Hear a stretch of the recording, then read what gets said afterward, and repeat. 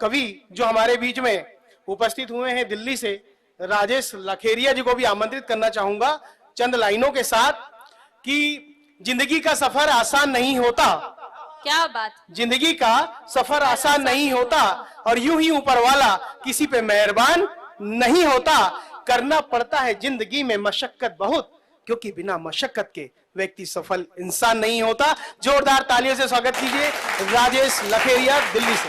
मां सरस्वती को प्रणाम करता हूं, आप सबकी उपस्थिति को प्रणाम करता हूं और धन्यवाद देता हूं संचालक महोदय का, जिन्होंने इतनी भीड़ को शांत कर रखा। एक मैं हूं साहब जो अकेली पत्नी को शांत नहीं कर पाता। क्या बात।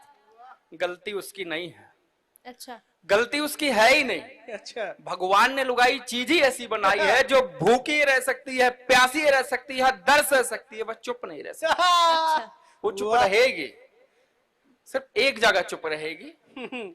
अगर वहां चुप नहीं रही भाई साहब तो उसका पूरा काम खराब हो सकता है, पूरा पैसा बर्बाद हो सकता है। वो कौन सी जगह है संदीप भैया सुने बताता हूँ।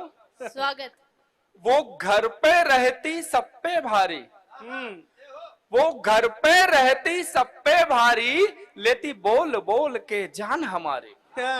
वो घर पे रहती सब पे भारी, लेती बोल बोल के जान हमारी। और शांत सुशील तभी रहती जब, शांत सुशील तभी रहती जब ब्यूटी पार्लर में बैठी हो नारी। बहुत सही बात कही। और आप कुछ कह भी नहीं सकते भाई साहब, कोई भी स्त्री हो कोई भी पत्नी हो आप उसे हारा नहीं सकते। अच्छा, वो कहाँ हारेगी बताता हूं कि हर एक वक्त रोने का हो, हर एक वक्त रोने का हो, सुख चैन चाहे खोने का हो। क्या बात। हर एक वक्त रोने का हो, सुख चैन चाहे खोने का हो।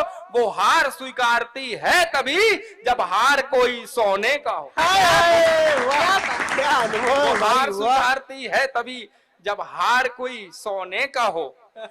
अभी तमाम कवि जन आए, प्यार मोहब्बत की बातें करें, तो मैं बता दूं साहब कि मेरा तो प्यार मोहब्बत से दूर दूर का कोई नाता नहीं। अच्छा, प्यार सबसे नफरत है अनिल जी। हाँ। क्यों साबित करता हूं स्वागत। कि वो जो कहती थी कि मैं मर जाऊंगी तुम्हारे बिना, वो जो कहती थी कि मैं मर जाऊंगी तुम्हारे बिना, कल ही तीसरा बच्चा हुआ उसका, वो भी हमारे बिना। वो जो कहती थी कि मैं मर जाऊंगी तुम्हारे बिना, कल ही तीसरा बच्चा हुआ उसका हमारे बिना। इसलिए कहता हूं ये इश्क नहीं आसान, बस इतना समझ लीजिए संदीप भैया, ये इश्क नहीं आसान, बस इतना समझ लीजिए और ठेंगा समझना आएगा चाहे जितना समझ लीजिए। क्या बात, क्या बात। वाह। अब आप उन लोगों को लेके चलता हूँ एक शादीशुदा पति के ख्वाबों की दुनिया में। शादीशुदा पति। हाँ, वाह। आप बारीकी देखिए और कार्यक्रम सुनिए।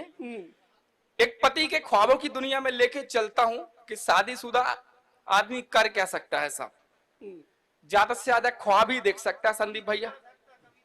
हाँ, अगर हकीकत में कभी पड़ोसन से मुस्कुराते हुए बात करते हुए पत्नी देख ले तो इशारों में कहती है कि चलो घर अभी हल्दी लगाती हूँ। वो कहता है क्यों हल्दी क्यों लगानी है, कहीं चोट थोड़ी लगी है।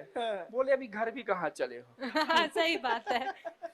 तो एक शादीशुदा आदमी क्या करता है, क्या ख्वाब देखता है। अच्छा बता दूं, एक आदमी की जो ताकत उसकी पत्नी होती है और कमजोरन उसकी पड़ोसी। अच्छा। एक आदमी की ताकत उसकी पत्नी होती है और कमजोरी उसकी पड़ोसन। तो देखिए ख्वाब से जुड़िए कि ख्वाब में देख रहा था उसको, ख्वाब में देख रहा था उसको, नींद अचानक टूट गई। क्या बात। अब ये कविता उनके लिए है जो कुंवारे बैठे हैं। जी बिल्कुल। हाँ, उनके मतलब कि वो जुड़े और कल्पना करें, आनंद आएगा कि ख्वाब में देख रहा था उसको, नींद अचानक टूट गई। ख्वाब से याद आया संदीप भैया कि पड़ोसी कैसे होना चाहिए। बताता हूं कि ख्वाबों से ही आस रखो, सपने हमेशा देखने चाहिए। सपने देखेंगे तो जिंदगी जो है सुचारू चलेगी। ख्वाबों से ही आस रखो, जिंदा अपने एहसास रखो। फीलिंग कभी खत्म नहीं होनी चाहिए अनिल जी। ख्वाबों से ही आस रखो, जिंदा अपने एहसास रखो, और जो खुद चलकर आ जाए पड़ोसन ऐसी खास रखो। कि वाह। ख्वाब में देख रहा था उसको नींद अचानक टूट गई, सपनों की हसीन दुनिया मेरी फिर वहीं पर छूट छूट गई। गई। वाह। क्या बात। आगे देखिएगा क्या देखता है कि धीरे से था बुलाया मुझको, हम्म, धीरे से था बुलाया मुझको, प्यार से फिर सहलाया मुझको। हम्म, कि धीरे से था बुलाया मुझको, प्यार से फिर सहलाया मुझको। बोली मैं तो तुम पे मरती हूँ, क्या तुम भी मुझ पे मरते हो?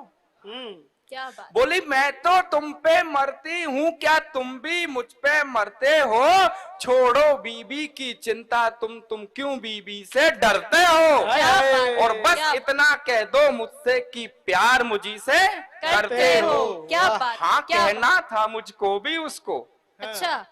हाँ कहना था मुझको भी उसको, राह वहीं पर रूठ गई। ख्वाब में देख रहा था उसको, नींद अचानक टूट गई। सपनों की हसीन दुनिया मेरी फिर वहीं पर छूट छूट गई। गई। क्या बहुत बात। बढ़िया। क्या बात। अब देखिए साहब, जो भी शादीशुदा पुरुष बैठे हैं उनसे मेरा विनम्र निवेदन है कि ये मेरी कल्पना मात्र है। अच्छा। इस पे जरा सा भी अमल करने की कोशिश ना करें, क्योंकि मैं तो सुना के चला जाऊंगा, पर आपको सुनाने वाला आपके साथ रहेगा तो आपकी बाकी व्यवस्थाओं में व्यवधान आ सकता है। अच्छा। और बाकी प्रभु की माया, कहीं धूप कहीं छाया। छाया। क्या बात। अब देखिए ख्वाब देख रहा था तो नींद टूटी क्यों? हम्म, अब जुड़िए, चाय का कप देते हुए पत्नी बोली कि चाय पी लो।